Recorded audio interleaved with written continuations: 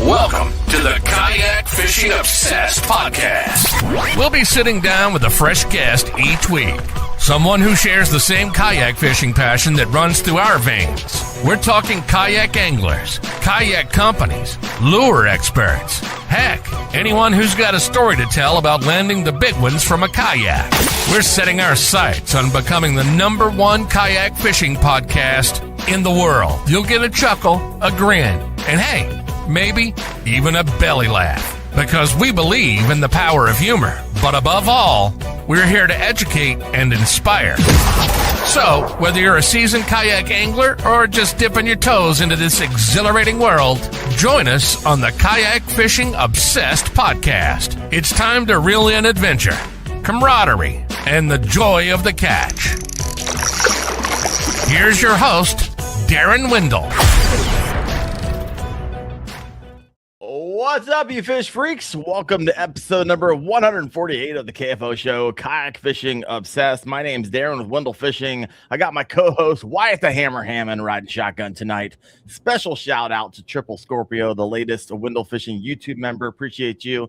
And Wyatt, I just hit 90,000 subs on YouTube. So everyone out there listening who's a subscriber, appreciate you. Thank you for helping me get there. We're 10,000 away from that silver play button. I'm pumped. Tonight, we got Rob English from English Fishing joining us. Rob's been around kayak fishing long enough to watch this sport go from a relatively simple paddle kayaks to the absolute machines that we are fishing out of today. So tonight we'll be asking the question I think a lot of kayak anglers are starting to ask: have fishing kayaks gone too far? We're talking bigger boats, more weight, motors, electronics, higher prices, and whether all of it's actually making kayak fishing better. Plus, we'll be breaking down the dog days of August. But before we bring Rob in, a quick word from Kayaks, the sponsor of the show, Kayak Fishing Advanced Safety Training. Now, kayak fishing is incredibly fun, but the water doesn't care how experienced you are, how expensive your kayak is, or how good of a swimmer you think you are, right? Conditions change, equipment fails, people make mistakes. That's why Chad Hoover and I created Kayaks to help kayak anglers better understand PFDs and weather and cold water and reentry, emergency preparedness and situational awareness, and really knowing when conditions are beyond your ability. So the certification is just $25 because we want safety education to be accessible by every kayak angler. So go get certified today at kfast.co. Now, my favorite segment of the show, which we haven't done in a while. Does Wyatt still have a job? I can't pay someone to do that, so I got to sing it myself. So I apologize. You gotta get one of the buttons that says that. I know. I got my buttons out today. I got the money button, I got the goat button, and I got the height button. Come on. Wyatt, do you still have a job? I still have a job right now. I'm starting to think It might be a different question. Might be a different answer in month and a half. Maybe. Hold up. Is this like you're doing, or like you're like you getting pulled in some more meetings on the regular? The universe is doing here. Oh, the universe. Oh my gosh, folks. I don't even know what that means, to be honest with you. So we'll see. We'll see what happens there. You had a good week, brother? Oh yeah, I'll say awesome week. Been practicing out there, practicing for the Bass Championship. Had a couple of days off, went pre practice for that. I was out fishing today. So that's how winners win, folks. They pre practice. No practice, triple practice. Every single day I have off that's not within the off limits for the championship, I will be on Lake Murray. You are an animal, and I look forward to just more red checks behind you. So if those of you listening in, Wyatt has a wall of checks and trophies. I got 6 or 7 broken rods behind me. That's what I got to show for you. All right. Well, Rob's over here waiting patiently, so I'm going to go ahead and bring him in. Mr. English, how you doing, brother? Good. How you doing? Can you hear me? I can hear you. Welcome to the show. So how's everything going? It's going well. I have to say, I'm looking at your backdrop here, and I have seen it all over social media. It has gone viral in a lot of different posts. So for those of you who are listening in, this is like the most organized wall setup. He's even gone so far, like his rods have backlights to them. You might have even seen it online. It looks like he has 75 Daiwa boxes on the top up there. He's got a Daiwa shirt on. Bro, what was the inspiration behind this room? Everyone's a little jealous, including myself, because I just have a giant mess.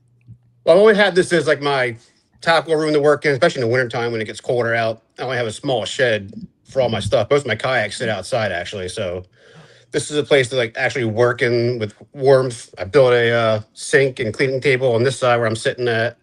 I just wanted somewhere to be my space. And we had the dogs. When I saw you at ICAST, I came home that Saturday, had to put my one dog down because he was 15, old. Sorry, man. So this is part of that coping, I guess, was redoing this room, turning it into my tackle room and doing filming, video, things like that. Just have a nice, clean setup, and it's just nice to have. It's nice to have a place for yourself.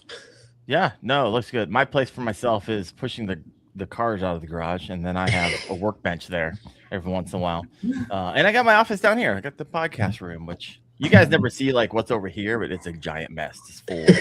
I was about to say this is my corner. Yeah. There you go. You've always got to have one good wall. Yeah, right. Now those posts are going crazy, like hundreds of thousands of views. Yeah, one of the things I've noticed a lot, especially with our stuff that we do, the kayak thing. Whenever I post something that's a little bit different or reaches more than just the kayak people, it really goes. Like any videos where you can try to get extra things that will reach past our viewers really seem to do really well. It was a few years back, I had found a blue call crab coming back from a trip. Oh, okay. The kayak at the launch, put it on top of my kayak, put the GoPro up, and let it sit there while I was loading up. Here it started molting. Oh, come on! So I caught that whole thing on film, posted it. It's a company called Lad Bible. Oh yeah. Oh, they actually paid you for it. Yeah, they picked it up. I think I made $4 or $5 grand just from that one little video. It's crazy. It was millions and millions of views. It was insane. Yeah, that's the thing about as a content creator. Like I could catch my personal best, and a total of 100 people would like it. Yep.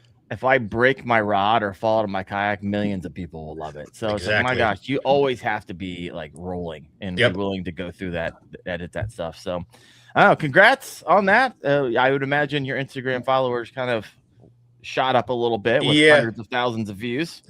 Yeah, it definitely helps. It's nice to get like 1,700 views, 1,700 new followers within a couple of weeks is nice.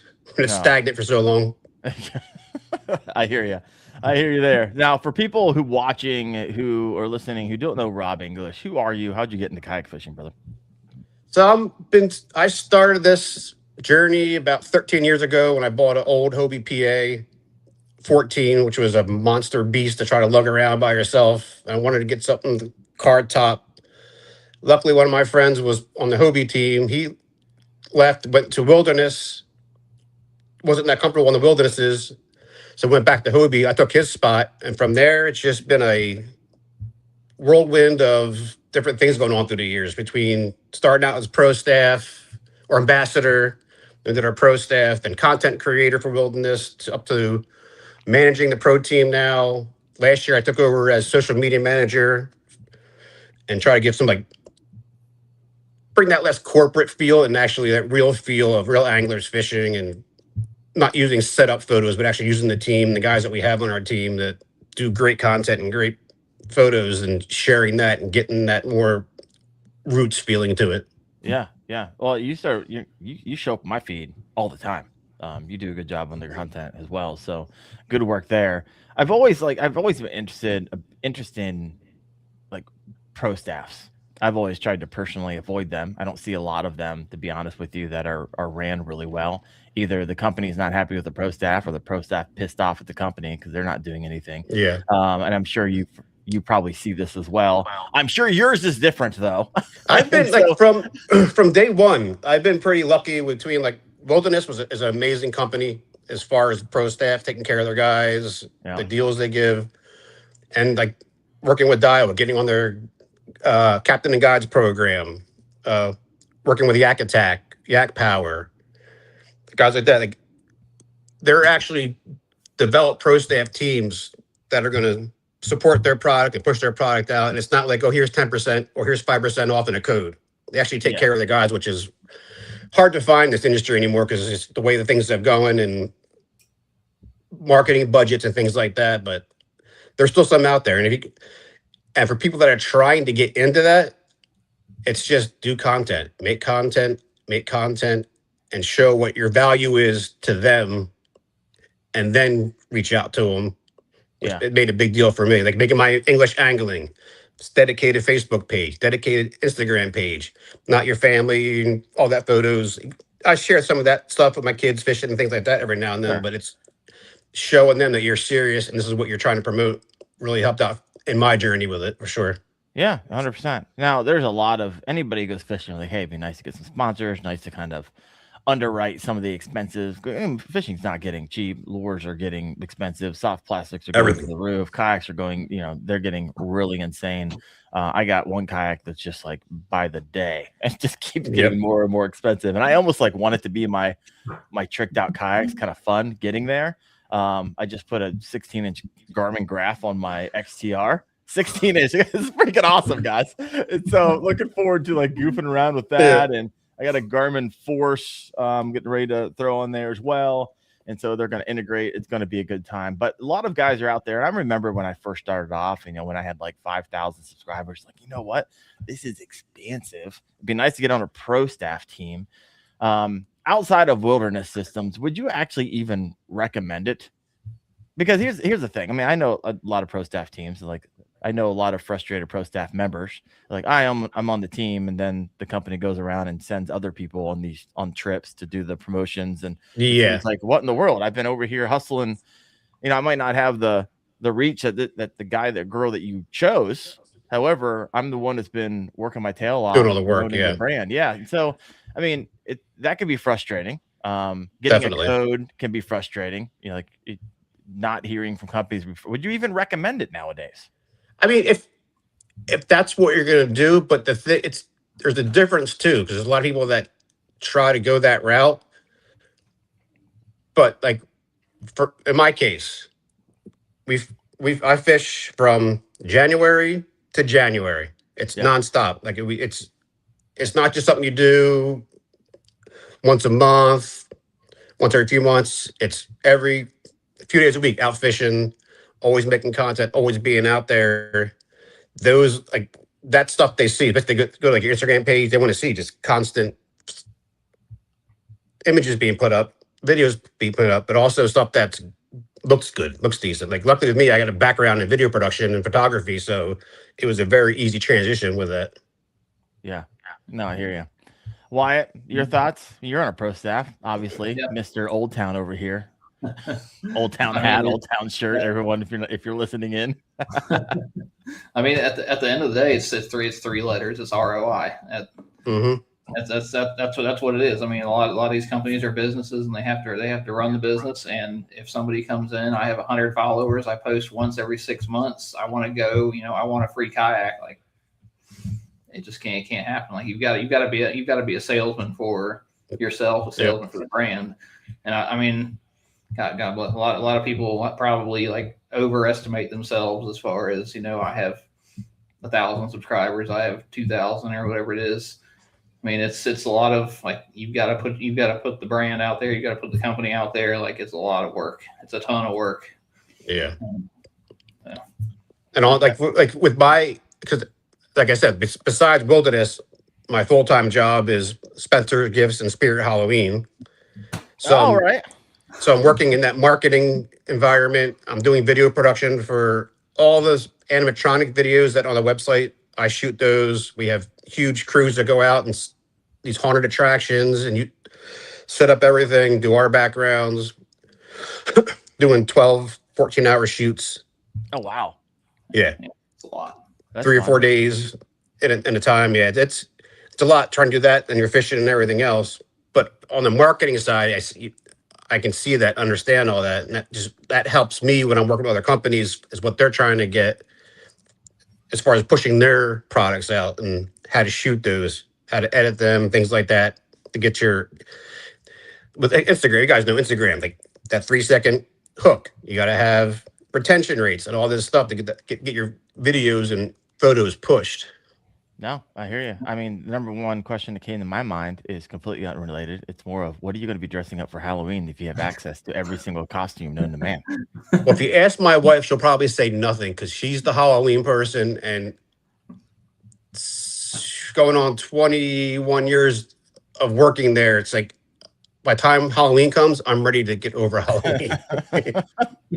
And you guys are like working ahead. You guys are always we're always we're a couple years ahead at a time for each year. So it's just nonstop with our production teams. Like, everything's done in house with our Spencer's company. Like, we have designers. It's a huge company now.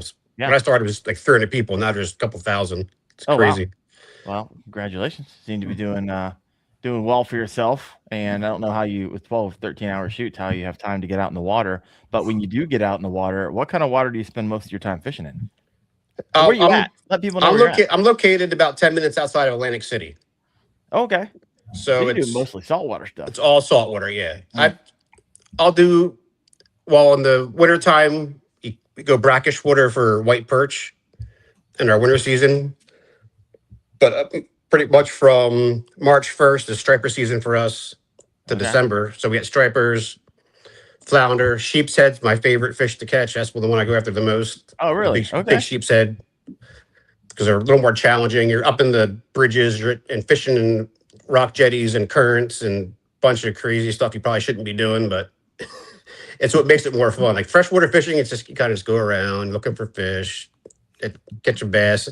Yeah, get a nice one, but your life for. Yeah, that sounds sounds good.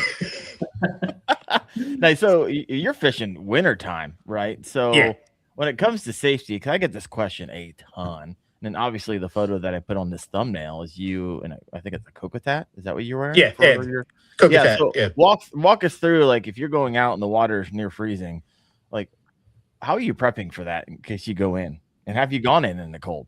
Actually, I've never gone in at all. Yeah. No, wait, I'm sorry. I went in once, and that was, I'd won a tournament in Maryland, and first place for heaviest fish. I had like a 14-pound sheep's head, which is a monster. Oh, is it? Okay. So they sent me to Panama, to Los Buzos, to fish with Robert for the week. I'm familiar. So I went out there with Robert. I caught something, and he picked it up. I was in a Hobie Outback, and apparently their seats don't sit all the way flush, I guess. So I went and turned a little bit, and the seat started moving up. I'm like, oh shit. I rolled right into the water on purpose. I'm like, I ain't gonna mess around. I'm not gonna screw around. I'm gonna go right over it. All my gear on there, brand new stuff. Oh yeah. And then of course Robert's like, oh shit, maybe I should have waited to bleed that fish out, because there's a hammerhead swimming around you right now. Oh, awesome. Yeah, that's the quickest re-entry known to man, folks. And of course, they just sat there floating around till we got up in there. But as far as like the winter stuff, I mean, I'm fishing November, December. It's usually around 48 degrees, 30 degrees at nighttime for stripers on the bridges. Oh, you're not only fishing in cold water, you're fishing in the middle of the night. My gosh. All right. By myself. No. By yourself. Yeah. I mean, you're like, the risk profile on that is through the roof right now. But when I'm out, it's a couple layers of socks. I got my Cocatat full semi-dry suit. Just because the neck's so much more comfortable. Usually gonna be over water. But I mean, when the weather, some of the weather's nights when I'm fishing in, I tell people the dry suits at PFD are there for when the rescue guys come to find you. It makes their jobs easier. My mom's she does works with the rescue dive team in the town down the street from us. Oh, really? Okay. So they do recoveries and things like that. So that's why that's kind of my little joke. Like the dry suits if you can find your body, because you're gonna water's 28 degrees when we're fishing. Good night. 32 degrees. Yeah, that's cold, man. Yeah. I love it. So how do you fish? What do you fish? What are you using to fish for? The sheep's head's the black and white ones, right? Those are the ones. Yeah, the big Yep. striped fish. Yeah, I know what stripers are. They got a whole row of teeth in the front, and then they have. If you open their mouth, the roof of their mouth is covered in molars. Yeah, I've seen them. They're freaking weird. Yeah, what we use is how do you hook that thing? You use a 1/4 ounce bottom sweeper jig, and live sand fleas. Oh, okay. I pulled. So the sand flea. Yep, I've seen them. Between the sand flea and the jig, kind of like takes on the buoyancy out of it, and just get up into some pilings, bridges, drop down about 5-10 feet, and work around those areas, and just whack them. Then you got to pull them out of the structure, which is the fun part. Okay. While you're also in current, that's doing 2 miles an hour or something like that, depending upon the weather. All right, I'm curious how you keep your kayak in place. We'll get to that in just a second. Like, you one of the guys that like scrapes the pylons to like kind of chum the water type of deal? Is that every now and then? A lot of guys do it. I just know the spots are usually hanging out with because years of fishing the same areas, you kind of get it figured out. Yeah, where I can just drop down and pick 1 or 2 up. Yeah, there you go. I like it. What are you laughing at, Wyatt? Well, sheep's head. It's been a couple of years, but that's some fun fishing. That's some real, like the biggest one I've caught was like 8 or 9 pounds, but it's like if a bluegill got to 10 pounds, like they would rip your arm. Yep, exactly. They're just like where we're at. The current's heavy. Yeah, got fast water, and the fish are the way they're designed. They just pull. It feels like sometimes I'm like, what is on my line? Like is it a shark? Like I can't tell. Sometimes it'll just start ripping. Yeah. So when you're fishing for those, what do you accidentally catch sometimes? Like what are all the species that you could catch or do? On that same exact setup with a sand flea, it's striped bass, flounder, sharks. What kind of sharks you got? In our bays, we got brown sharks and sand tigers. It's mostly brown sharks, which get to about 5 feet, 6 feet. Good night. And of course, with us, like until about August, we kind of stopped doing it, but we'll run a dive hook with our flounder on it and just throw it over the side of the kayak, keep them in the water. Once around August hits, you start getting a little weary because, I've had 2 or 3 times you get a big brown shark comes up and just rips it right off your kayak, spins you around sideways. Those videos, they do well. Yeah. Like I said, it's more things to keep you on your toes. Yeah, there you go. My goodness. That's wild. That's a lot of fun. I've never caught a sheep's head before, so maybe I need to get over your way. Yeah, come up this way. You're over in Northeast Ohio. Yeah, yep. That's not that far. It's really not. I could probably be there in 8 hours and call it, have a good time there. Wyatt, you can come up. We can just go catch a bunch of sheep's head in freezing water, and it'll be good. I have been talking to so many people the past week or two that every friend that I have that fishes saltwater has been coming by the store, and I'm like, because it's always championship season, so I never get to fish the fall saltwater like Kings and all that, and I'm like, I really want to go out there after talking to everybody every single day. Yeah, bet. Because they're telling me the bull runs or the bull reds are running right up in the new and everything, like 40, 50 inchers. And yeah, we had some nice ones last year. I had some huge bull reds up at down in Virginia. Yep. Oh, what I love about salt is being that I live in Ohio and don't fish it very often. Like when I went to British Columbia, I think that's where I went. I have no clue where I went. Anyways, you just drop a line down. You're like, I have no clue what I'm going to bring up. And I brought up probably 12 different species. Yep. All PBs, because the first time I ever caught them in my entire life. Like, I'm hauling PB day. And it was just wild. I was like, these fish are they look so weird. I was picking up lingcod. I was bringing up Amazons. I was bringing up all different type of variety of rockfish. I mean, it was insanity. And so that's one of the things I love about salt. I know if I throw something down here in Ohio, picking up a bass or a catfish. Yep, exactly. Maybe a pike from fishing the rivers or smallmouth, but it's not the variety you get with saltwater, and I love it. So when you're out there, now, at the beginning of this show, I actually took a note. I wanted to forget it. You're like, hey, all of my kayaks sit outside. And I love that it ended with an S. I'm not the only one who owns more than one. People all the time are like, how many kayaks do you own? How many do you own? I have 8 right now, and that's like I can't do 9, so I end up like selling them out, and I keep my favorites and I run with them. And some of them are simply reviews and sells. Some are for the river, some are for adventure fishing. They're really light, and I drag them through the woods. Other are tricked out with 16-inch graphs and everything in between. Because I get a lot of questions. People always ask me, "Hey, what kind of I'm this height, blah blah blah," and they list off 3 random pieces of information, expecting me to give them a recommendation on a kayak. And sometimes I can. A lot of times I can't because there's too many variables. But that's why I have so many. I like to be in them so I can help serve the community some. However, walk us through the kayaks that you have been in over the years and talk about them a little bit, right? What your favorites? Which one have you sold or got rid of that you wish you didn't? Which one are you in now? And then of course, kind of wrap it up with the wilderness systems and some of the latest and greatest that you were showing off at ICAST. So let's see. Currently, I got rid of 2 this summer, so I think I'm down to 8 now, maybe 9. I'm not really even sure. That's what I'm talking about. On top of that, and I got 2 hulls back there from my Tactical Pro demo that we worked with. The one that you were showing. Yeah. I mean, you probably don't have a lot of space in your backyard. You live in Atlantic City, right? So it's outside.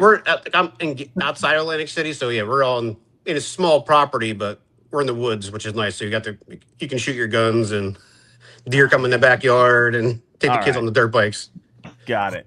8 kayaks. All right, walk me through it. I love this. But fellow collector.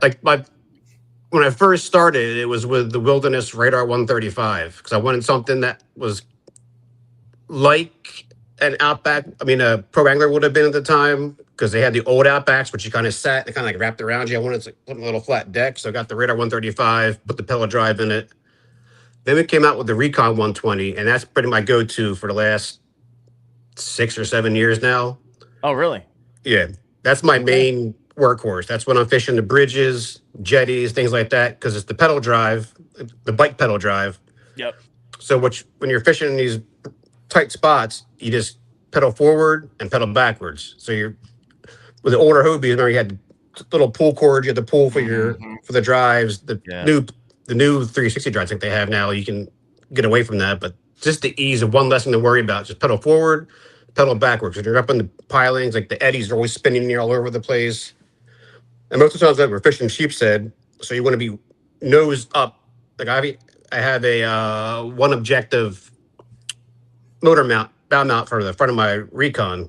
Yeah. Just for the fact that I can back it into the bridges and stuff without actually hitting the hull of the kayak. Got it. Yeah, little barnacles and all that stuff, right? So eating away at it. And you gotta watch out because you're getting spun around. You're getting your up and down the boat wakes and stuff, and you can tear rods apart up in like catwalks and things. There's a lot going on while you're trying to catch a fish. You got 30-foot boats blasting by you with 3 outboards on the back, cigarette boats flying by. Meanwhile, and then you catch one and they're pulling you into all this stuff. Yeah, exactly.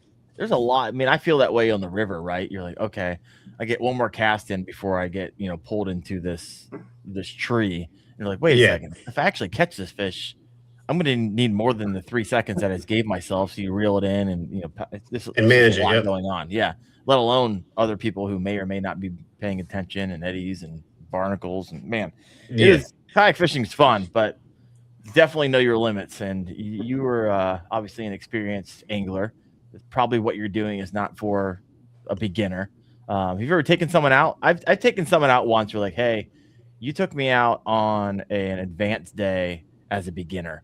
I was like, all right, fair enough. Like, I actually had to I had to use my safety knife. The only time I ever had to use it, and cut his anchor rope because it was caught on something, and the wind was going so bad. So I pulled it out and cut him, and he got free. Yeah. And, 2 years ago, I was doing guides throughout the weekends and stuff. And once I took over as social media manager, that took over that spot, because guiding it's fun, but you're working with other people. And where we're at Atlantic City, you're fishing the inlet. It's not most days aren't for everybody, especially somebody that's not used to it or fishes freshwater, gets out there, and what seems normal to me to somebody else would be like, what are you doing out here? Why are we even out here? Like, it's fine. Yeah, the sheep's head are right up there. Look. Yeah, they're right there. Just gotta go get them. Yeah. Saltwater. I stopped talking about saltwater. I'm gonna become a saltwater fisherman. Oh man, come on, Wyatt. Come on. Well, for us, for saltwater, we've been getting a lot more tuna, bluefin tuna, close to the shore in August. So I'm going to try to go next weekend. The weather's good, and go up north about an hour and see if we can look around some little tuna. They went and yelled at everybody in North Carolina because the guys were paddling off the Outer Banks and catching them, and then the Fish and Wildlife went and stopped them. Did they? Yeah. Why'd they stop them? It was something with the regulations about the fin fish or migratory fish, where like I don't know what it was, but there were guys like catching 200 and 300 pound bluefin from their kayaks. I seen the one kid. I think he's in a pro angler that goes out there and does that. Yeah. I can only imagine just hooking up to a fish that large on a kayak and just going for a ride for an hour or two. As long as like for us, you need an HMS permit for tuna. So I would assume as long as you got your tuna permit, you can go fish for it. Like, there shouldn't be any difference in the regulations as long as you pay for your permits. I don't know. It's wild. But yeah, that's my goal. That's my goal. I want to get a tuna. That's one thing I haven't done yet. That sounds like a good time. So what are you running? Are you running the Recon 120 is like that. That's like my workhorse. Oh, you're still running it to this day? Yeah. Got it. And then we have the Tactical Pro 128, which is our big kayak. That's straight motor. So I got the Torpedo ultralight on the back of that. Okay. I still have my XI3 for the bow mount. Yeah. Then we have, everything's Neiman networked into the Lowrance, the Puck GPS, trolling motor, everything. So I can go on my Lowrance and just go do, make a route and hit go. And it'll follow that route for flounder, which is nice. Yeah. That's what I'm trying to do with the Garmin Force and the Garmin that I have. So basically make it one boat. Yeah. Stuff. Yeah. And obviously, any company who's selling that stuff, they want to own the boat, anyways, right? Exactly. Garmin wants to own the boat. Lowrance wants to own the boat. Everyone wants to own it. They come stock with the Old Town. the autopilot. Interesting enough, today I was actually testing out the new retrofit EPDL for the first time I saw that ever, and so was on that today, and it was interesting. Not going to give away kind of my thoughts on it. Got to edit that video, but first time on it. And so for those of you who don't know, obviously EPDL's been out the technology isn't new. What's new is that they're retrofitting it to a lot of the old, if not all of the old PDL drive systems. So you can basically just pull that out and put it in, no wiring, and you're good to go. So we will, I still got some thoughts left on it. Wyatt, what are your thoughts on it? Have you ever been in an EPDL? Oh yeah. I've got one. I'll have it out tomorrow. Oh, will you? All right. Yeah, I'm taking one of my buddies. He wants to with the BFL changes that happened on the boat side. He wants to get in the kayak world, so I'm gonna give him the EPDL, and we'll flip back and forth and let him ride my kayak. I'll give him the EPDL and just kind of get him into the kayak world. There you go. See where he fits. It's a nice buddy. Yeah. So you see what he likes. See, I was like, it's only gonna be like 3-4 $6,000-$7,000 to start. Yeah, it's fine. It's like mine Cheaper than a boat. Yeah, right. Should have bought a kayak. But Yeah. I need to go find his social media and just write that for him. So I'm not familiar with I don't really follow a lot of all of that stuff. What's happening that makes him want to come to the promised land and upgrade to kayak fishing? The BFLs are going to a team format now, I guess, because the co-anglers were getting shut out with forward facing. So now it's 2-man teams. And if you don't have a 2-man team, you can fish as an individual against the teams.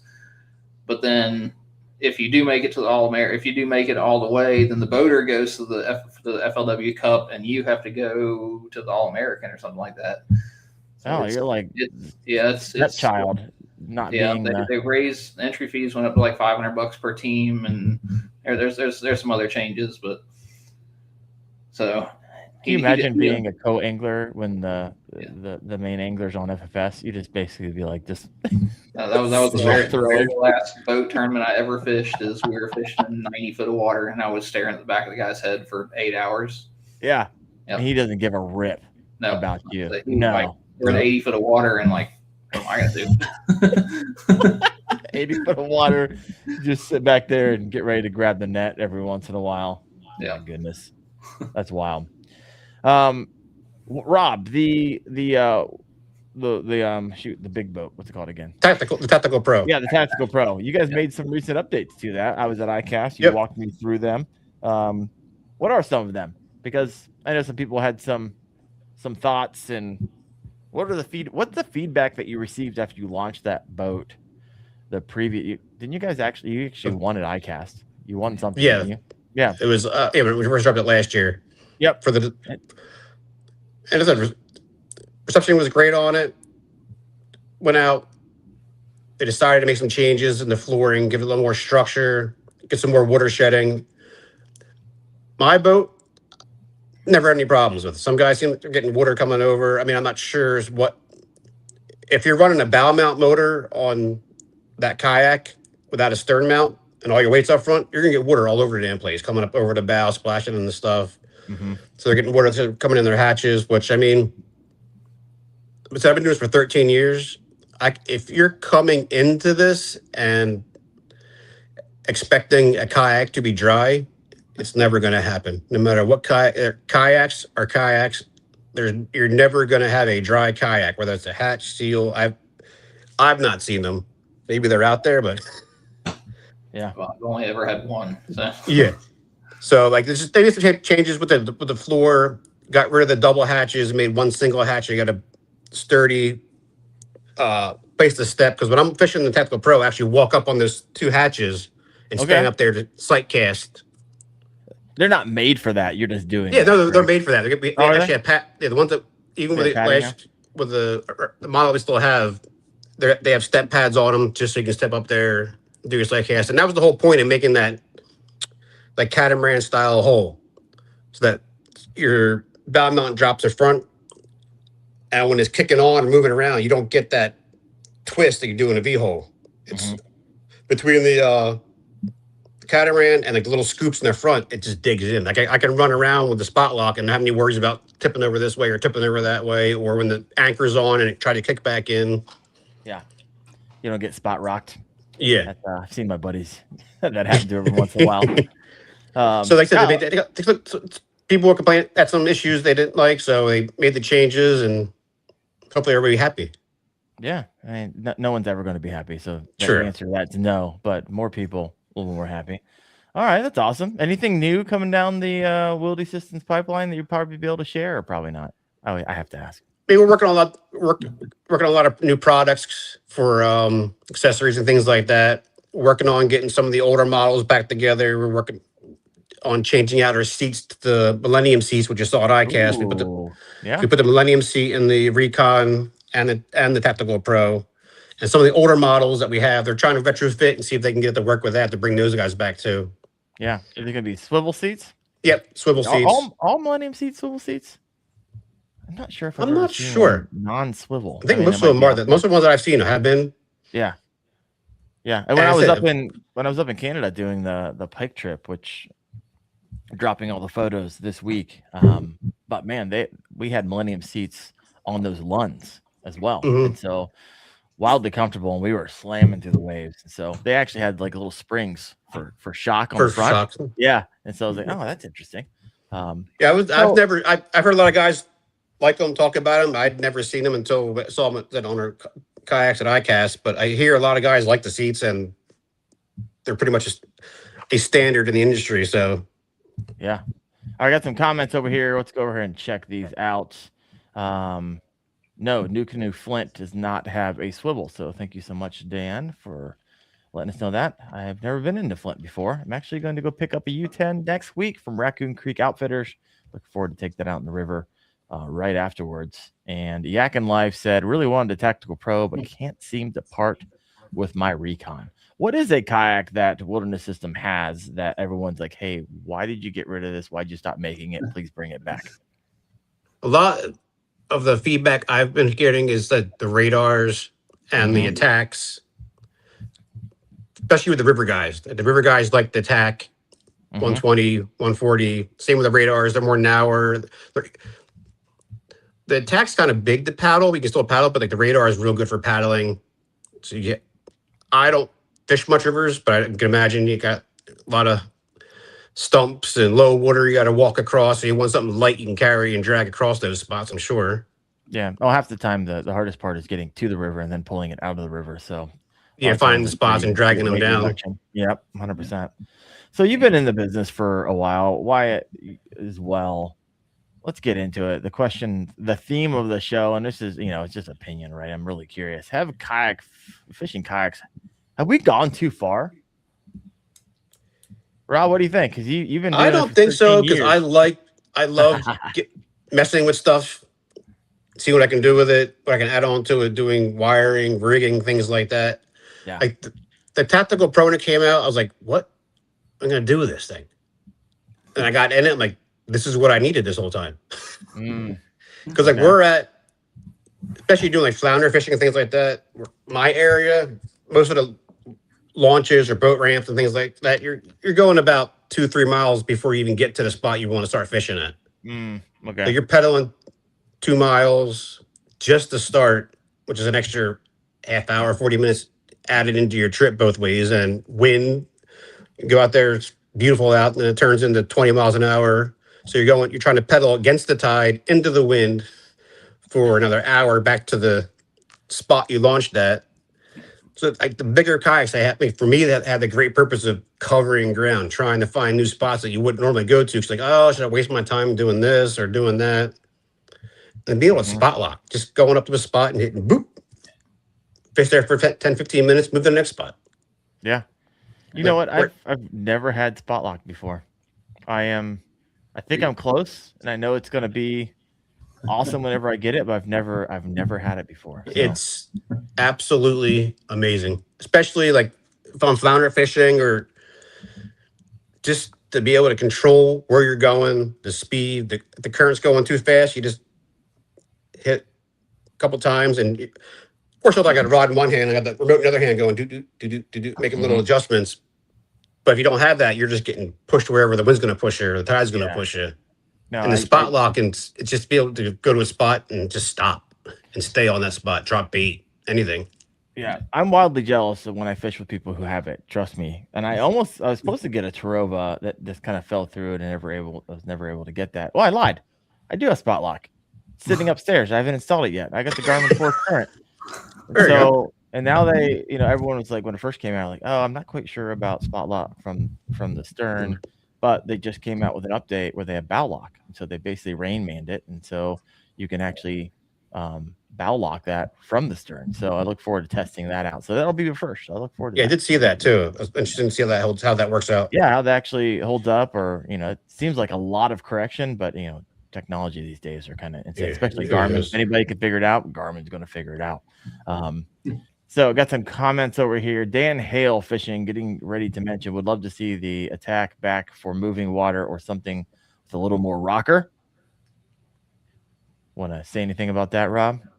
Like I said, they've been retrofitting and working on that. One of our guys, JC, was out testing one of our attacks in a tournament, and they put the seat in, and he said it worked great. So hopefully they progress with that and get those back. I know guys are looking for those attacks and radars again for the river guys especially.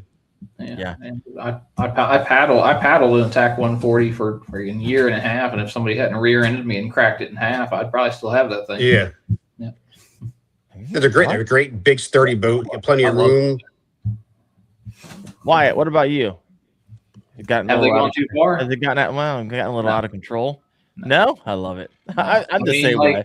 Like you look at it like anything else. Like I'm not gonna watch somebody drive by in like a Raptor and be like, oh, that's terrible. That's too much truck. I'm like, no, I want that. It is wild to me as a content creator. Rob, you might see this as well. Wyatt, I know that you post some stuff from time to time, but just people's wild comments, like wild takes, like, oh, if you got to put it on the trailer, it's not a kayak anymore. It's like, interesting. It's a wild take. If you're not paddling, it's not a kayak anymore. It's cool story, bro. There's so many people who look at it from the outside looking in. If you're in it like we are, I'm with you, Rob. I love to tinker, right? I did a lot of DIY videos that kind of got the channel up off the ground when I was, 5 years ago. And I still love to tinker with all that stuff. And so it's like, how can I make this little slice of heaven that I float in even better? Yep. Right. And so, yeah, that's going to mean motors. Yeah, I'm going to upgrade my 9-inch graph to a 16-inch graph because I want to. And it's just going to be freaking awesome. Yeah. You know what? I might need a vision because I want to play the game while I'm playing, while I'm fishing today. Yeah, exactly. Why not? I mean, over the years, you start building. I might want a swivel pod seat. That looks kind of neat. I might go try this out. All these things are wildly expensive, but when you're on the water 100, 125, 150 days a year, outside looking in, people are like, oh, it's a waste of money, more money than brains, which, by the way, I'll take any day. Oh, yeah. Brains. Yeah. Sign me up. Where's that crowd at? It's the whole like walking to work would suck, but riding a bike would be better. Yeah, driving would be even nicer, right? Yeah, you have to spend more money to do it, but it makes that experience a lot better. No, I hear you. Go buy. You can buy a bunch of. You can buy. I mean, if you want to do it, anybody can get into this with minimal money. You can buy a marketplace, get a couple $100, get a kayak, start doing it. But when you're doing it all the time and you're trying to get the most out of each trip, that's when you start getting shit like we do. Like it's just, it's just you want to make that time more efficient. Get to those spots, be able to fish those spots, count on your gear, everything's going to work. You can fish with $60 rod combos. Yep.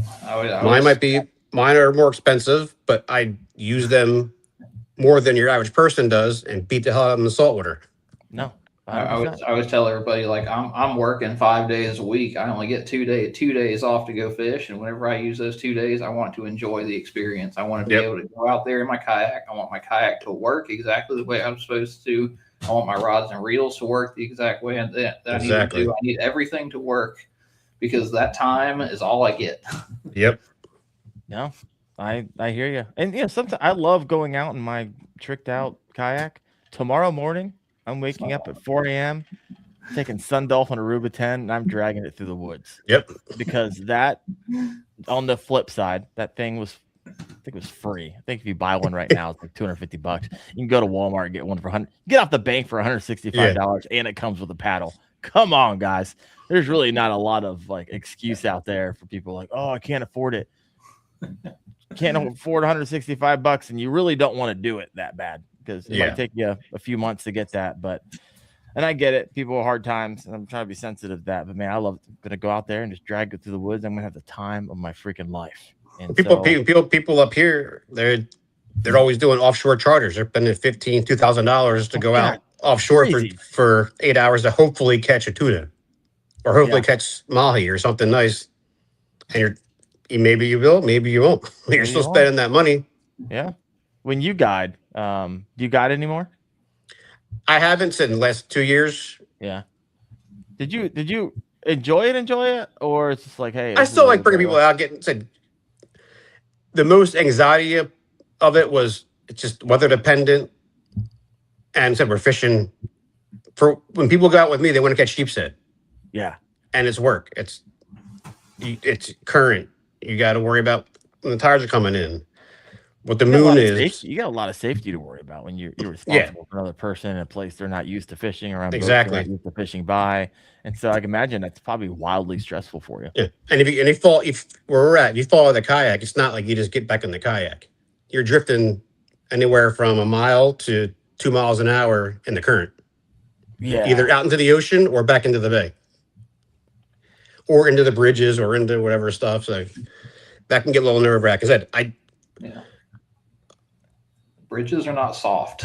No, They're not soft. And get stuck in them, get stuck in all the pieces that are broken underneath of it and things like that. But for me, like kayak fishing it's relaxing, and that chaos is even more relaxing to me for some reason. I used to race dirt bikes, snowboard, all that stuff. When people ask me, this is a good one. I have not broken my skull, my neck, my back, or my femurs. Okay. Everything else has been broken. Oh, good night, bro. Both legs, hands, feet, toes, pelvis, collarbone, ribs, fingers, elbows. You got an adrenaline junkie over here. I didn't realize it. Just a mess. So kayak fishing, like, I'm not gonna fall over and die. Today. Yeah, when the bar is that low, I'm not going to break a bone today. Yeah, I can see how that can be. We used to, like in the wintertime when we were younger, we go race dirt bikes and then go surf afterwards. Hurricane season comes, we're out surfing, and hurricanes in November, October, water's cold. I don't know how many times you're probably gonna die, but it's like, it's just water. You're just gonna hit the water. Yeah.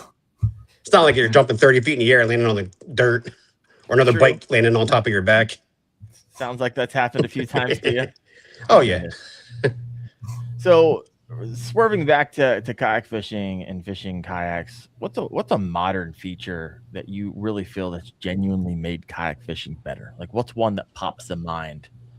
Or maybe it's just personal to you, Wyatt. This could be you. If you guys are listening in, I also want to hear from you if you're listening in right now. Do you feel like kayaks have gone too far, or are you like us? You just love to tinker, and hey, it's as personal as you want them to be. Let us know in the comments. But what's a feature you're like, oh yeah, when that came out, I use that like every day. For me, it was a spot lock. Just having the ability to have spot lock, and then getting like all my yak power lights on, so I can go at nighttime, hit spot lock, turn those green lights on, and it's just all the back bay, all the bait shows up, start hanging out. Yeah. Then the bigger fish come in, start catching the bluefish, stripers, things like that start coming around. That was one of the biggest things that I enjoyed the most. Once I had that set up. How long does that take to set up? By the time you get there, you spot lock, you turn the green light on. How long does it take until the bigs start rolling in and start chasing that bait? Bait's in there within minutes. Oh, really? Minutes? Okay. Yeah. How long does it take for the predator fish to kind of? You'll start seeing them come in if they're around, within like 20 minutes. They'll start popping up. To hear them splashing around, and see them. Every now and then you'll see a bluefish cut by through the green light, chasing the bait. Yeah. You got little crabs coming in, blue claw crabs coming in. You got shrimp coming in. You got killies, minnows. It just lights the whole bay up. It's crazy. Yeah. Are those lights? Do you have those lights like underwater, or are you just shining them down? Just on the side. They're just on the side of the hull. They're above the water line, but the green lights are so damn bright. Yeah. No, that's awesome. I've never tried that before. I only go night fishing like 3 or 4 times a year. I'm usually on the move. I don't like spot lock or anchor down and throw green lights down, but I could see how that would work. But that's a quick setup. Within minutes, you have a smorgasbord.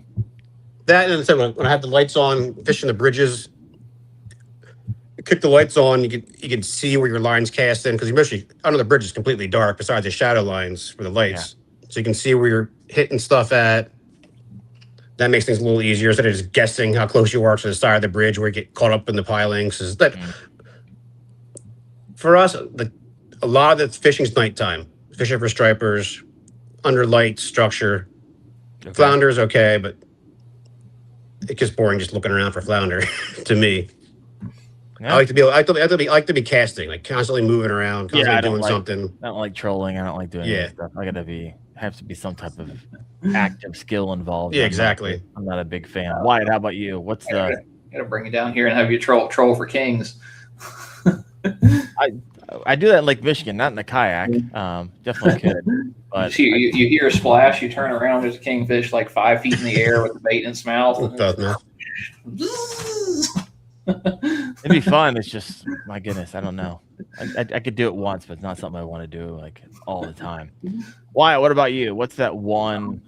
I mean, it's kind of a holistic thing of like kayak companies starting to design kayaks more for people to build off of.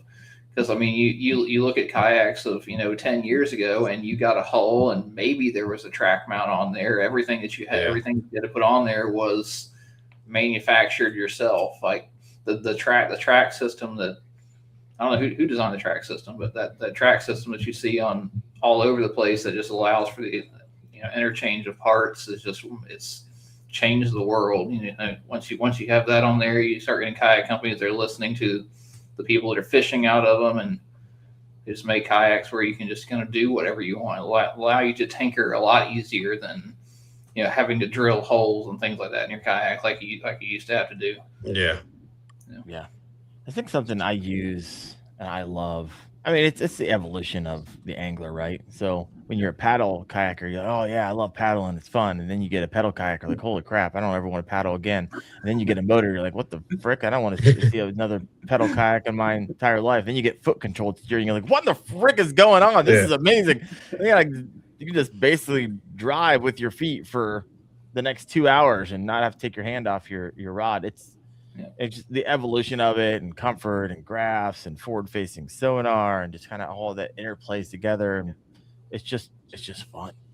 You know what I say? It just made me think of this too, like, especially with the Tactical Pro and things like that. Like, it's becoming more like as a drum set, so you can put all your stuff wherever you need it, and be comfortable in it, and you don't think about it. You just do what you want to do, and your body just fits in there naturally, and you get your foot steering, so you can steer with your foot. You're just focused on fishing, not worried about all the other stuff. Yeah. I mean, do you think, and this is interesting because you got companies like New Canoe, and that's kind of their DNA, right? We're going to create the blank canvas, give you the most track any other kayak company out there is going to give you, and let you build on it. Now, that's one strategy. It's a more expensive strategy because they basically give you the blank canvas. Then you got other strategies where, like, I just got a Camino Journey Outpost, which the review's landing this Thursday on that. But it's like, it's defined. Like, there's not a place on that kayak that isn't utilized or thought through for somebody's type of fishing. However, there's some track, right? You can fit some stuff on it. However, it's pretty already set, right? You're buying a premium priced kayak for a specific way of fishing. Do you think companies are going to start leaning more toward the open deck layout and allow people to have, is that what people want? Or do you think people want specified kayaks and they're just going to happen to pick the one that best fits them and the waters they fish? Because that's two different strategies coming from companies. Say time and place for both. Like, I mean, if you're fishing every single day, then you want to change stuff. If you go out there once a month and having something that's preset is, that way you don't have to think about it. So if you don't think about your kayak for a month, or you just want something where you can just take it and throw it in the water, that's the way to go. If you're out there every single day, like, I want my net in this spot, I'm going to put a track or put something that I can have the net there. I want my board right here. I want my phone in this position so it's ready to go. Like, I like being able to change everything. But I mean, if you like simple, if you don't want to have to think about it too much, then might be the way to go. Yeah. Rob, how about you? That's why I have multiple kayaks. Like, to me, it's like a golf clubs. 100%. There's certain things you want to do. If I'm fishing the back bays, I want this certain setup. If I want to fish over here, this certain setup. So, like, a kayak, if I'm going to fish for perch, is completely different than going out stripper fishing or going out doing this. I want to have certain things where I can put them for that type of fishing I'm going to do, not be stuck with one. I mean, some people, all they do is fish lakes. So you have certain amount of fish, like I said, bass or catfish. Yep. Your local, so you're set up just for that all the time. So that's easier to have that one set up, and there you go. Yep. Or if you're doing multiple things, current, rocks, jetties, back bays. Like there's certain things that fit in those things that make things easier to fish those. For me, at least. It's wild to me. Like they are like golf clubs, just really, really, really expensive golf clubs. And people are like, I get this everyone like, why do you own 8 kayaks? It's like, because I don't have room for 9. It's really simple. It's the same. Like, why do you carry 8 rods and reels? Because I don't have another tether tube back there. There's only one reason. I just love the gear. I also love simplicity. I'm only taking like 2 rods with me tomorrow. Sometimes it just depends on what you're fishing, what you're doing, fishing, what you're doing. Sometimes I might have 8 rods, but 3 of them are 3 different types of chatterbaits. And if one of my systems go down, I don't want to have to sit there for 15 minutes and dig out the rat nest or whatever it is. All right. Same with me. Yeah. Sometimes like, guys go, you have enough rods on there? I'm like, no. I mean, I got more I can put on there if I want to, but these 8 are good for right now. Yeah. Like, you kayak guy, the guy come up to me, you kayak guys, why do you have so many on? And that's always my response. And they always kind of walk away a little grumbly. I'm going to flip the switch here. I got a different question for you. What's a feature or trend do you think maybe companies or that you've seen that you're like, we really don't need this? No one asked for this. Why did you create this? You don't have to name the company. It's kind of name. I'm trying to think of anything I've seen that's like the hill I'll die on is rod holders. They're everywhere. I hate putting my rods in a rod tube and it's full of water. To just sit there and soak the cork in for 8 hours. Like, I don't. Yeah. I'll put a tube on there or something. Right. I don't need rod holders on a kayak. It takes up track space. It takes up space. You've got to have a flat spot on the boat that big in order to put a rod holder on there, and that could be used for so much other stuff. Something else. Yeah, and a lot of time that's where, if you wonder why you got water inside your kayak, a lot of times that is the culprit. Yes. Right. It's the rod holder. You're looking around for this crack in your kayak, and what you don't realize that it's just leaking in from your rod holder, and there's a crack in there, or it's not sealed correctly, and that's your culprit. So if you got a little bit of water, I'd check that first, because some of these things, my goodness, on the Camino Journey outpost, there was four rod holders out the back, and they were angled. I was on my Old Town PDL Sportsman Pro today. It had 2. Would you like them, Wyatt, if they were like, if they somehow drained out the side? Because I could see molding those. Nope. He's like, no, I don't want them at all. Yeah, you probably do that. You could. Got the Attack rod holders on there. Yeah, once you got a tether tube, you're like, okay, that's usually just fits the bill if you're going to be carrying a lot of them. Yeah. All right. That's one of the first things, like with our with the recons that we have. That's one of the first things I do when I get them. Drill a hole in the back and put in flush mount rod tubes that we sell from Pelican to put in the back. And the only reason they're back there is that's where I put my net at. Oh, there you go. There you go. Anything else, or feature or trend? Rob, I don't think you've answered this yet. Yeah, I can't. There's nothing that I saw that just didn't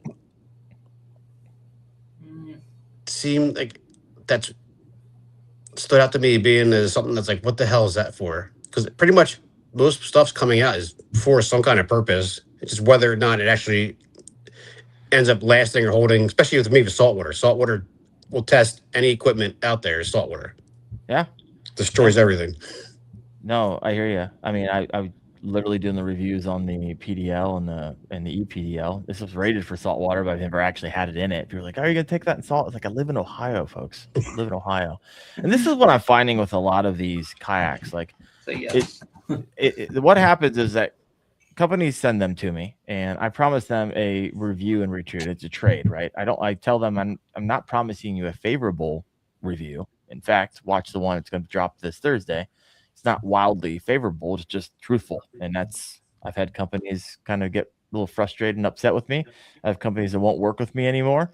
And I have some who are like, hey, you're just going to get a room for improvement section anytime I do a review. You don't make the perfect kayak. And a lot of times it's like, it doesn't even look like you even talked to any anglers. It sounds like you made a lot of decisions in a boardroom somewhere and thought this was good, or talked to dealers. You never actually talked to fishermen. And it's very clear to me that you didn't. But what I'm finding is that companies are sending me more kayaks on the regular, and it's broadening my, like, a lot of these kayaks are small use cases. Like, holy cow, like you created a very expensive kayak and technology for a very small use case. Like a niche within a niche within a niche. And I was like, how in the world are these companies making money? That's the hard part right there. Yeah, on these micro use case kayak setups that I know that they have millions of R&D into. There's not enough of us out there like for a business model around this. So I don't know if you guys, Rob, if you noticed this, Wyatt, if you've thought about this at all or looked at some of these kayaks coming out, because man, it doesn't seem like there's a huge market for some of these things. Yeah, I agree. I said there's a couple of things coming that I've seen come out that they're good intentions, but they still need a lot of work on as far as what they're going to do, how they're going to do it. And then the thing is, like, have you your new company, but have you had guys on a team or bring guys on from a team to actually use these, how they're going to be used on a daily basis and how they're going to hold up. Yeah. So if it's like, it's just, you need actual on the water from experienced people to understand, well, that's not going to fit here, or that rod holder in the back, that's not accessible. It's hard to get to. Like that track here is not going to be good enough for this, or like, or sturdy enough. If I'm trolling, is this going to hold up if a big fish pulls on it? Like,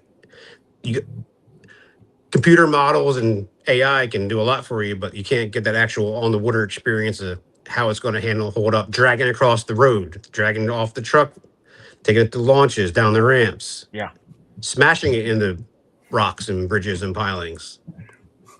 No, I hear you. I mean, Wyatt, I love Old Town. I had the EPDL retrofit out today, and I was like, there are 4 things that I'm like, what? It took me about 30 seconds to see them through starting that thing up.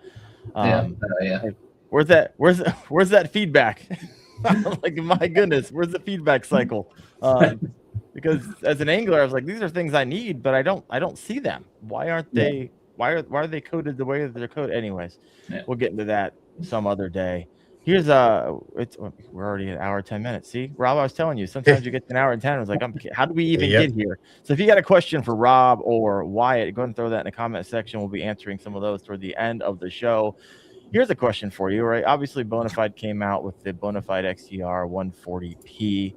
It's essentially a motorized kayak with almost like a backup pedal drive in case you get stuck.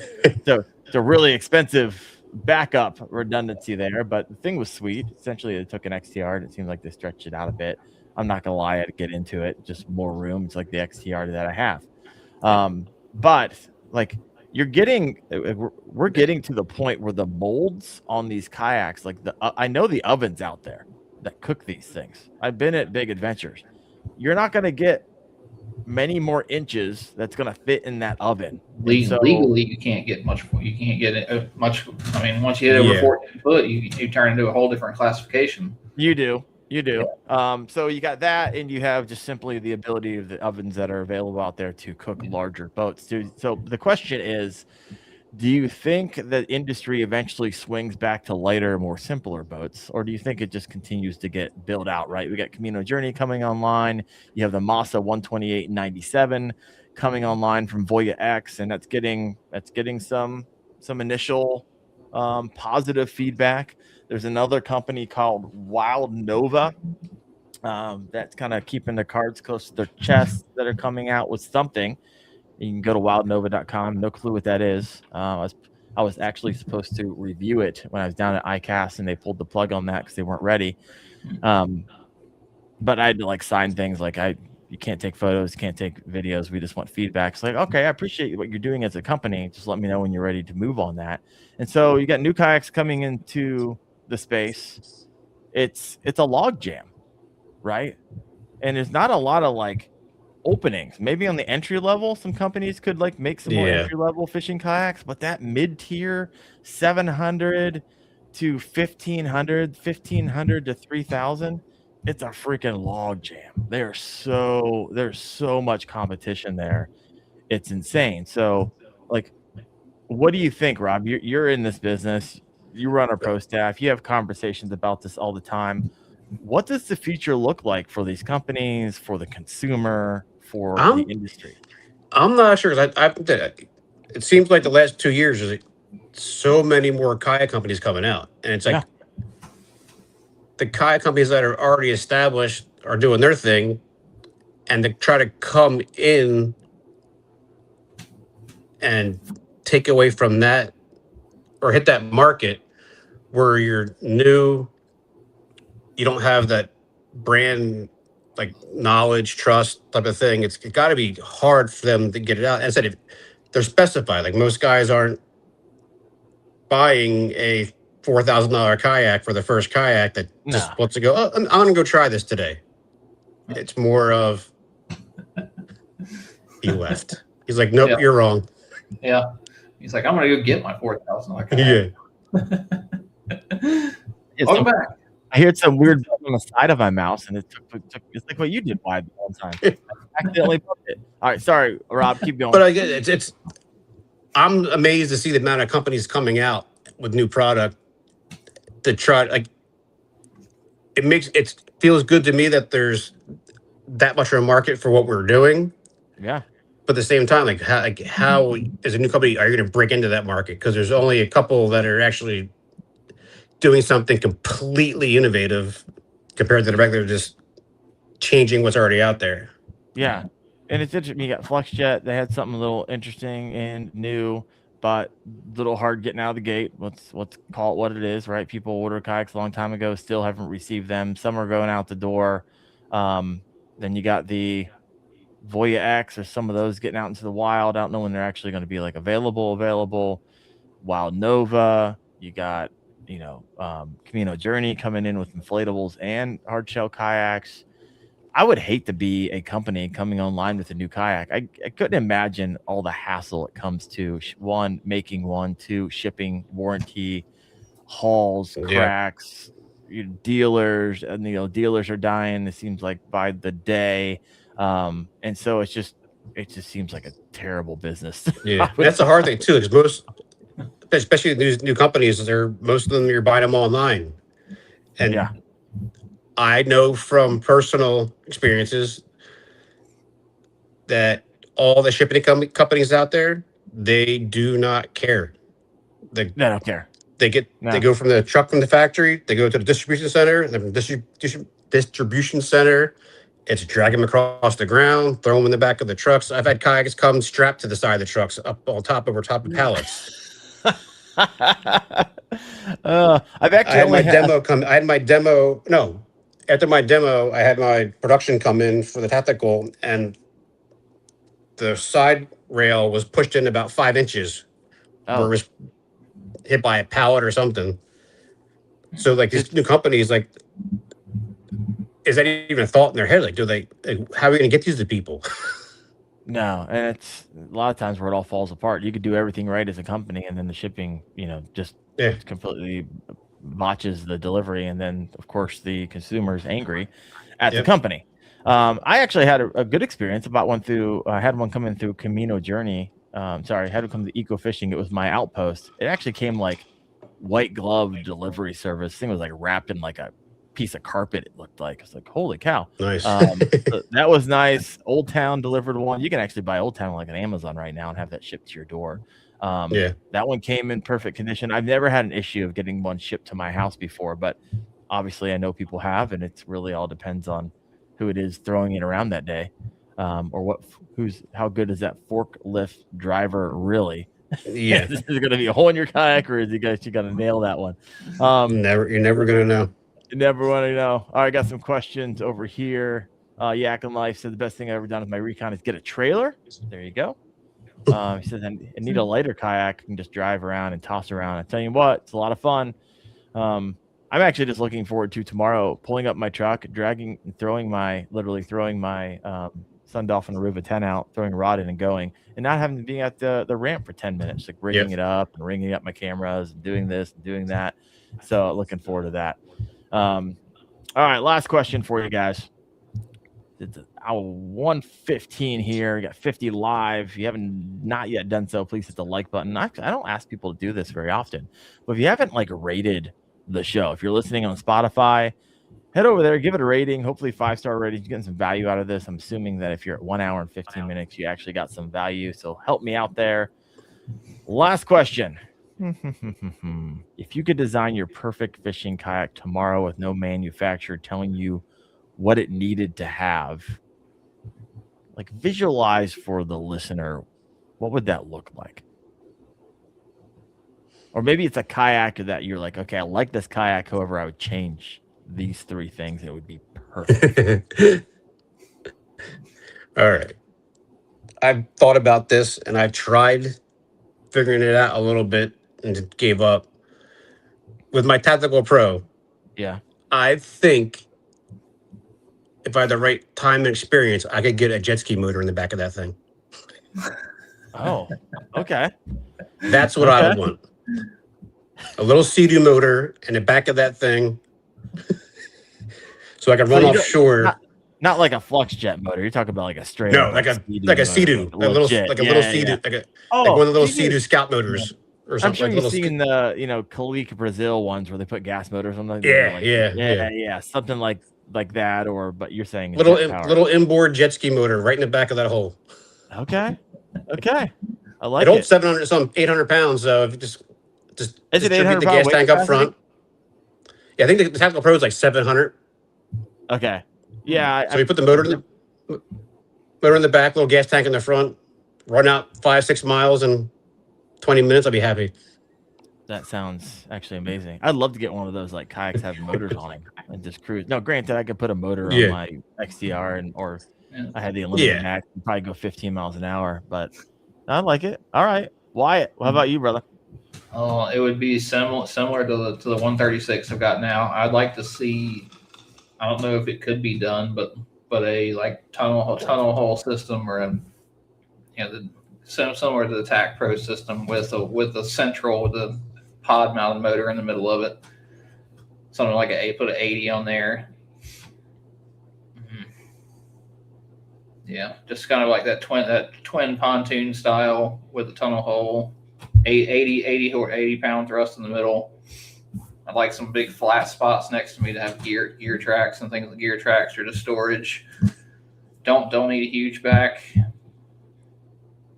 Probably And rod holders. With the what? Extra rod holders. I only bring 4. I only bring 4 rods any time anyway. I don't need a bunch. I like it.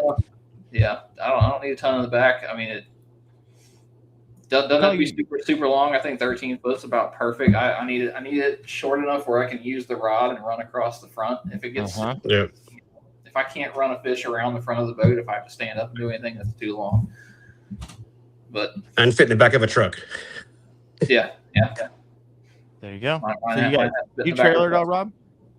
I trailer the Tactical Pro because it's the way the hole's set up. It doesn't just sit flat, so it's easier. I mean, also when I'm running it, I pretty much drive it loaded up. So I got the bow mount in the front, I got the torpedo in the back of the truck, but everything else is ready to go. So I just back up, put on the torpedo, and slide it in. Yeah, I like it. So it's a lot easier. And in the wintertime, when I'm fishing that, and you're standing in that 32-degree water, it's easier to back the trailer up and just run up onto the trailer with it. Yep. Because even that, you're there. all that gear, as soon as you get your feet in the water, they just go. So why just go talk to Old Town? Be like, hey guys, this is what I want. What do they say when you tell them? They just laugh at you. Yeah. They say, okay, we're talking with the engineers.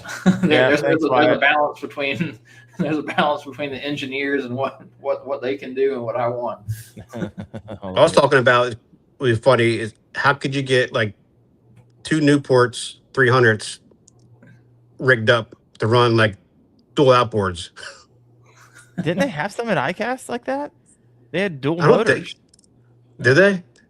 Yeah, they had like a dual motor thing. I didn't get that chance to actually look at it, but I saw it from a distance. You can set up the center console boats, but 2 twin outboards on the back of that thing. Yeah, freaking just run a cigarette. I saw one guy with cigarette kayak. 5 horsepower on the back. It was the TAC 141. I was like, what was it? I saw a guy with a 5 horsepower mount on the back of the TAC 140 one time, and I was like, Jesus. Send it.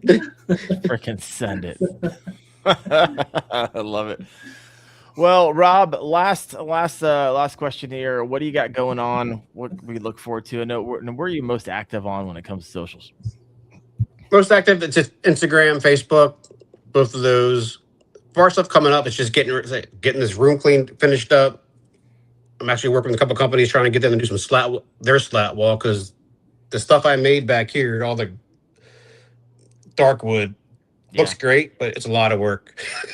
Okay. Cutting down 4x8 sheets of plywood, cut those into 4-inch strips, cutting those into 2-inch strips on a 45-degree angle, sanding them all down. Oh, you like DIY'd your slats? Crazy. Yeah, all the dark wood in the back, that's all 4x8 sanded plywood. So I cut it down the strips, 45-degree angle, so all your little shelves complete, and just you can move them all over the place wherever you want them. You're an animal. I thought it'd be a fun project, and I started. I'm like, shit, now I got to finish this. Yeah, that's no longer a fun project. Yeah. Wyatt, how about you? What do you got? What do we got looking forward to? Those following you, where do they find you? Wham Fishing, Instagram, YouTube, Facebook. Yeah. Wham When's Fishing. the last time you kicked out a YouTube video? It's been a minute. It's been a minute. It's been since the spring, because I can't actually run a GoPro, and it was 117 the other day whenever I was out. So yeah, GoPro's gonna fry at like 85. That's because GoPros suck. That's why they fry at 85. Only if you don't use them right. You gotta set them up right. They're terrible. DJI all the way. We can have this conversation later. I just think they're terrible. I've tried setting them up left, right, up, and down. At least you get to 100. I don't run mine with my GoPro. I don't run them with batteries in them, so it takes all the heat out of it. Yeah. Open them up on the side, and they always just turn off for no reason. Then they repair files for the next 30 minutes. It's so freaking irritating. Repairing file. All right, I'm off track here. I actually had someone earlier in the show like, "Hey, Daren, I can fix that glitch of your camera that's been probably driving people nuts all tonight." If you are still listening, please reach out to me, because I have tried troubleshooting this. I've reached out to StreamYard ever since I got this new Apple iMac Mini. And when I plugged it in, it started glitching. And it doesn't just do it on StreamYard. It does it on everything else. Do you know what it is, Wyatt? No. Who is it? There it is. Water cooled is best. There's a reason I had 5, and now I have 2. Yeah, I have a couple at the bottom of the lake. I know exactly where they are too. They are gone. They've been there a couple of years now. All right, folks. Well, Rob, appreciate you. Really do. Thank you for coming on the show, sharing a little bit. Had a lot of fun tonight. Wyatt, appreciate you as well. And I don't have a guest next week, but we're going to have a show. I'll find a guest for us. So if you have an idea or someone you're like, hey, Wendell, go ask this person. I'd love to hear what they have to say. I've had some really great guests on the show because of that. So reach out to me. You can just DM me or go find my email on the YouTubes. But you guys have a fantastic week. Hopefully slay some big ones. And we'll see you next Tuesday night at 8:30 p.m. Eastern on the Kayak Fishing Obsessed podcast. You guys have a good one.